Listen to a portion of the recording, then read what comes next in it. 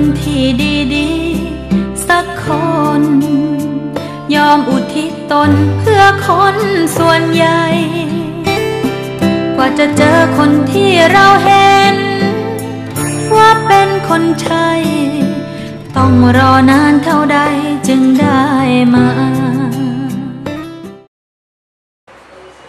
Okay, in English we always talk about a root word or a base word. Either of those words, if you hear a teacher use them or if you read them, same thing. And we take our base word and we add a suffix to it, or we add a prefix. So if we add a suffix, it's going to come at the end of the word. Anything suffix is at the end of the word. And we have 5 separate suffix endings for a root word. You can add either S or ES, D or ED, ING, ER, or EST. And these are very specific reasons when you would add them. So if you want to change the number of a noun, you're going to add either S or ES. If you have the word ladder, and you want to make it plural, oh, thank you so much. Thank you. You want to make it plural, more than one ladder, you just add an S.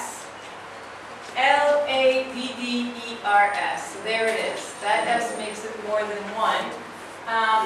And if you have a word like circuses, and you want to add ES.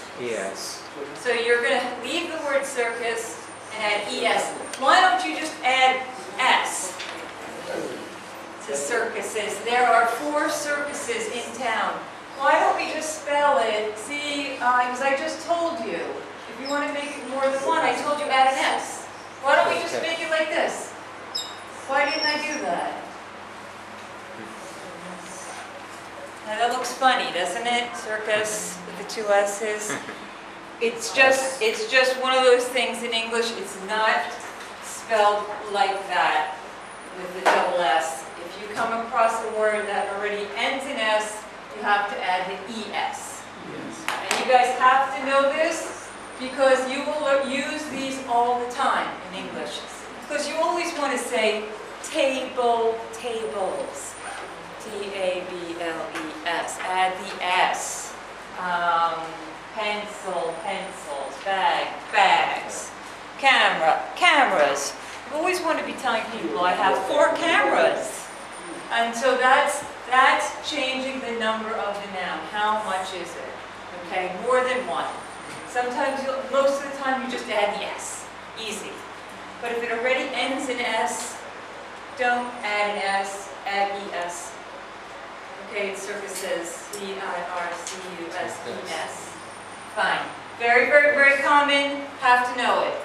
Okay, everybody in this room has to know this. Sometimes I'll say to you, you'll get to it. This one you need to know. Use it all the time.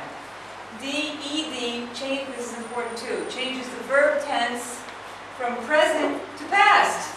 We don't always want to speak in the present. I go to class. I write my letter. I ride on bus. I walk on sidewalk. No, sometimes, lots of times we want to say, yesterday I walked on the sidewalk. Yesterday I ran around the park, or whatever. So obviously we want to go from present to past. How do we do it? We have to know when to add the D or the ED. Common, common, common, have to know it. For example, skate, skated, just add the D.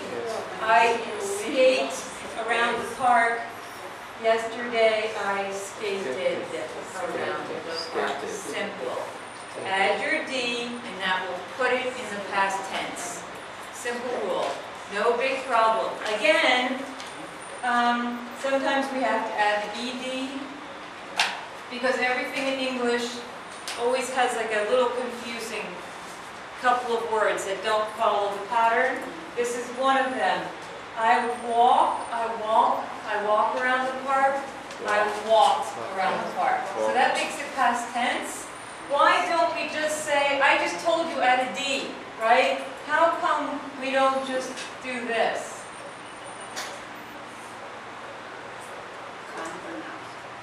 How come I didn't just add my D to walk, like I did for skate?